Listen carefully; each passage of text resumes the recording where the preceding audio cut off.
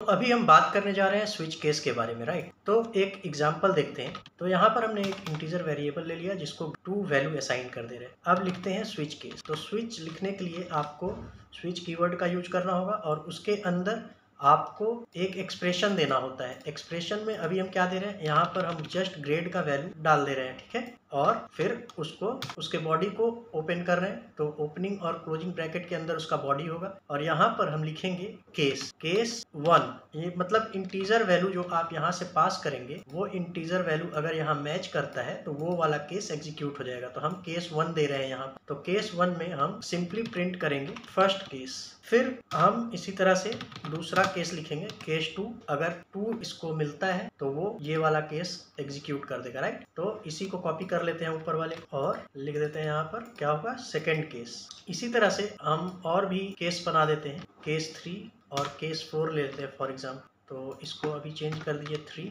और इसको चेंज कर दीजिए एज अ 4। और यहाँ पर जो सेकेंड लिखा हुआ है इसको अकॉर्डिंगली चेंज कर दीजिए थर्ड केस।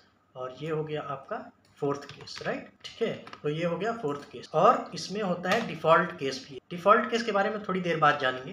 तो अभी के लिए जस्ट इतना ही एग्जीक्यूट करते हैं। तो इसमें ग्रेड 2 जब हम दे के स्विच में पास कर रहे हैं तो इसको मिल रहा है कि इंटीजर वैल्यू 2। तो ये क्या लेगा कि ये केस 2 जो है, 2 जहां भी मिलेगा उसको वो वाला एग्जीक्यूट कर देगा।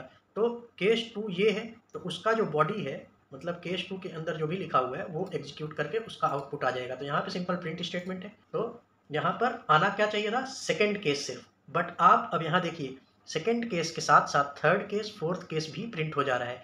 तो यहाँ पर मैं आपको समझाना चाहता था इंपॉर्टेंस ऑफ ब्रेक कीवर्ड। तो जब भी आप कोई केस लिखेंगे ना, तो जहाँ पर केस आप एंड कर दे रहे हैं उसके अंदर जो भी लॉजिक आप लिखना चाहते हैं वो जैसे ही आप कंप्लीट कर दे रहे हैं तो उसके बाद आपको ब्रेक स्टेटमेंट देना होगा, जिससे कि उसको पता चले कि ये केस कंप्लीट होने के बाद मुझे और जो केस नीचे हैं वो सब मुझे एग्जीक्यूट नहीं करना है, मुझे सिर्फ यही केस में जो लिखा हुआ है वही एग्जीक्यूट करके बाहर निकल जाना है। तो सेम आपको सबके लिए करना होगा।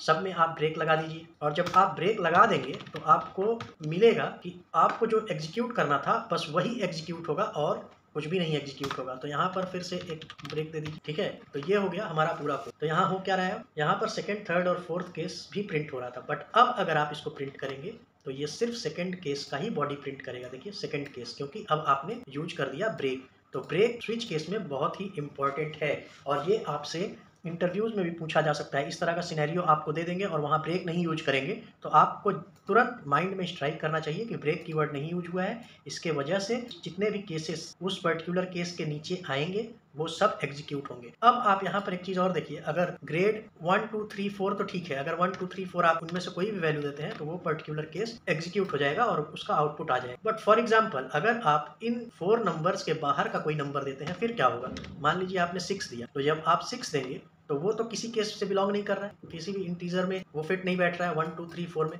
क्योंकि हमारा तो 6 है। तो अगर अब आप एग्जीक्यूट करेंगे तो क्या होगा, कुछ भी आउटपुट नहीं आएगा बट कोड एग्जीक्यूट हो गया। तो इस केस में क्या होगा, यूजर को समझ में ही नहीं आएगा कि हुआ क्या। तो इस पर्टिकुलर थिंग को हैंडल करने के लिए आपको देना होता है एक डिफॉल्ट केस। और डिफॉल्ट केस कहता है कि यदि ऊपर वाले में से कोई भी वैलिड नहीं है तब मैं एग्जीक्यूट करूंगा। तो यहाँ पर आप प्रिंट कर सकते हैं डिफॉल्ट एग्जीक्यूटेड, या फिर आप दे सकते हैं कि please choose the appropriate number. जो भी आप देना चाहें वो डिफॉल्ट केस में दे सकते हैं। मतलब अगर 1 2 3 4 के बाहर का कोई भी नंबर यहाँ पर स्विच में दिया जाएगा तो वो डिफॉल्ट में फॉल करेगा और डिफॉल्ट का बॉडी एग्जीक्यूट होगा। जैसे कि आप यहाँ चला के देखिए, आपको डिफॉल्ट एग्जीक्यूटेड दिख रहा है, राइट। तो ये हो गया डिफॉल्ट का इंपॉर्टेंस। तो अभी यहाँ पर आपने समझा स्विच केस के बारे में, ब्रेक का इंपॉर्टेंस क्या है और फिर डिफॉल्ट का इंपॉर्टेंस क्या है स्विच केस में। आगे हम स्विच केस के बारे में और भी बात करेंगे। नेक्स्ट वीडियो में हमारे साथ जुड़िएगा और साथ साथ यदि आपको ये वीडियो अच्छा लगा हो तो हमें लाइक और सब्सक्राइब जरूर कीजिएगा।